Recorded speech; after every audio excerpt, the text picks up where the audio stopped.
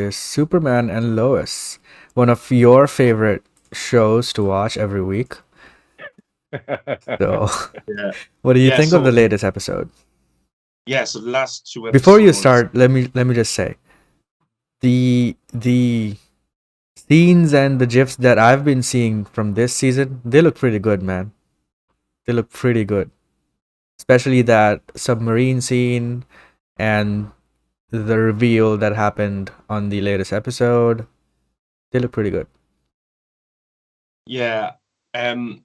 Yeah. It has been really good, and it feels like a movie at times. Yeah. It really does. And Rokon, you haven't checked it at all yet because I know you don't like the CW stuff, but some of the images that you've seen be online and stuff like that, is there anything that's kind of stood out to you, or have you thought that's just copying Zack Snyder? It just that looks like a rip off, or what's your thoughts? Just kind of some images or clips that you've seen online. I mean, I'll say this right here. The production of what I've seen of Superman and Lois from the gist that I've seen or from the stuff that you've tweeted out, the way it looks, I'm like, okay, this looks way better than Flash and Arrow Oh in terms yeah. of like production. It looks like they actually gave a shit. So so that's cool. So I'm at least glad that one of these shows that they're kind of like, okay, actually let's put an effort. So that's the one thing I can kind of like take away from that, is that it's looks like it's trying to do something, or trying to care, I guess. Yeah, no, it is. It's completely different from the rest of the shows because I have watched Flash, I have watched Arrow, even Stargirl and stuff like that. This show has just got Consider yourself lucky. but this show has gotten a budget and it's being taken very seriously by everybody involved. And I would say since season one, episode one, the acting, the directing, the writing, the acting, I already said that everything, cinematography has just moved very nicely, and it's taken itself seriously, and it's respectful to every other Superman movie and show, animated stuff, comic books. It brings it all together and makes this Superman and Lois show while Tyler Hoechlin is doing his own thing as well. For me, Henry Cavill isn't around right now. I think Tyler Hoechlin is a pretty good, I wouldn't say replacement, but a good guy to have there right now to kind of tie things over until the J.J. Abrams and the Michael B. Jordan ones, or maybe Henry Cavill comes back. I think Tyler Hoechlin's doing a fantastic job. But yeah, it looks like a movie at times, really does, and it's not relying on action or huge set pieces. When that happens, it's pretty cool. But the side characters like the Cushings, Lana Cushing, which is Superman, Clark Kent's old high school love interest. They have a very interesting story going on. Lois is an interesting story going on. Jonathan and Jordan has interesting stories as well, and you care for all the characters. Not like when you're with other characters. Not like bring me back to Tyler Hoechlin, I just want to see Superman. You like all of the characters and all the story that's being told. But this season now has been it's been promised to be big because the showrunner did say that we can expect to see Doomsday because there's been this threat that's under the mines in Smallville that's affecting Superman, it's giving him headaches and stuff like that. And in an interview, the showrunner basically said, "Yeah, it's Doomsday." And we go into episode 3, and we finally get to see what is in the mines. And it has the comic accurate suit that Doomsday wears when he first appears, but it's not actually Doomsday. It ends up being the character Bizarro, which is kind of a reversed version of Superman. And this reversed version of Superman, he speaks kind of his words are all jumbled up, but in the show, his words, if you reverse them, you can understand. So that's what some people did online. When Bizarro showed up, he spoke, he couldn't understand him, but people online reversed it, and he was saying like "Leave me alone" or "Home." He finds the fortress of solitude, but he fights Superman. He fights John Henry Is Irons of he Steel as also well. played by Tyler? Yeah, Tyler Hoechlin is playing him as well, so it's pretty cool. And Tyler Hoechlin has played so many different variations of Superman.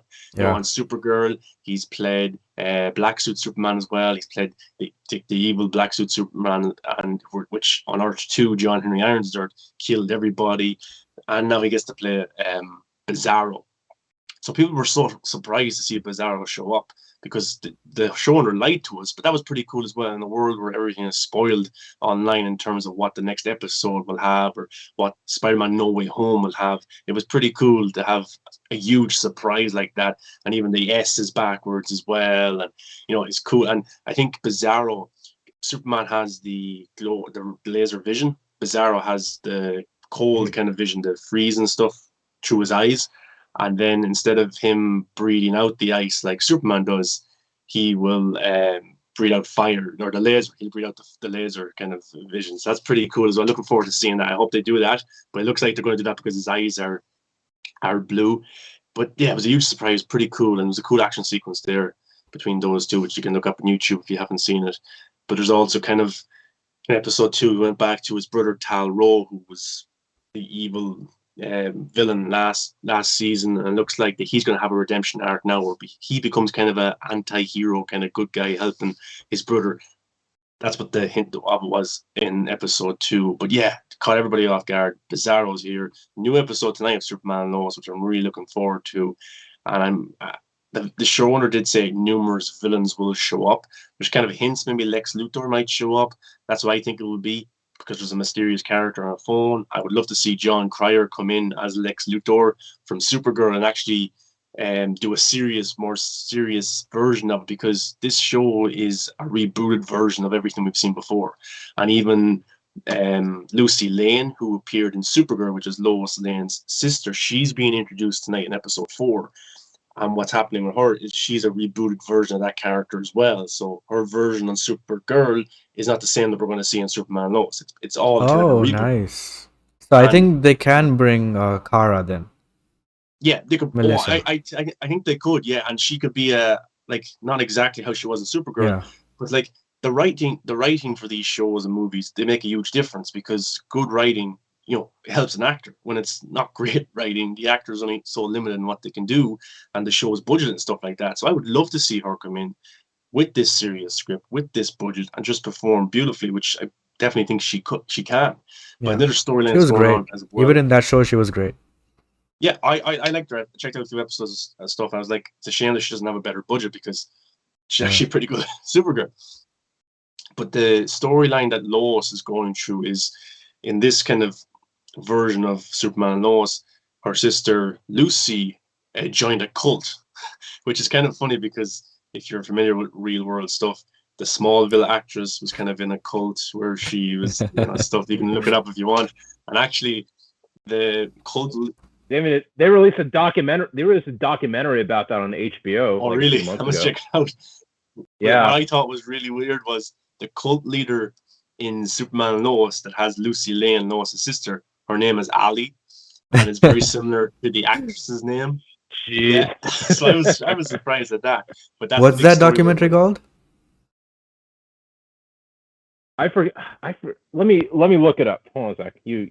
I know I see it like advertised on HBO Max. I've seen Heaven's Gate, but that's not it, right?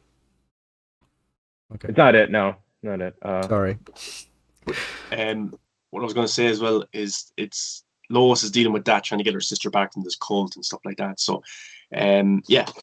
The Vow. The Vow. That's what it's called. And to call the cult leader Ali, and then the actress to be a similar name. What's her name? Ali, or it's Alison Mack.